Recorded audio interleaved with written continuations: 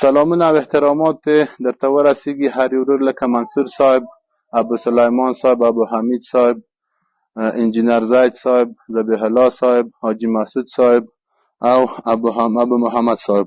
الله دې وکړي چې ګران ورونو ټول به جوړ او روغ وی او د صحت جامې به په تن وي.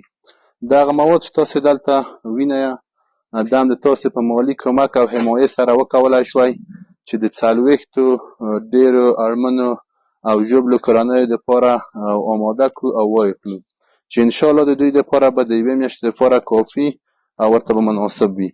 چې په دغه موادو کې چای شامل دی او همداسې شامپو او صابون شامل دي، مکروني شامل دي، غوړ شامل دي، وریجې شاملې دي، بوره، لوبیا او اوړه شامل دي چې موږ د دوی دپاره ټول مواد ښه با کیفیته او غوره مواد هم ورته اخیستي دي، لکه همداسې چې ووایو چې اوړه او کازاکي اول اوړه هم ورته اخیستي او اول سره وریجې او همداسې نور ټول مواد ښه با کیفیته او ښه صحیح شیان هم ورته اخیستي دي.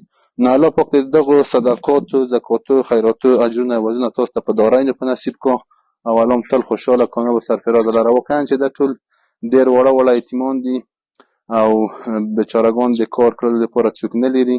همدغه د تاسې مرسته او مواد دي چې د دې لپاره هره میاشت رسي ورسي ورته او انشاءالله دوی ته ښه په منظم ډول توزیع کېږي.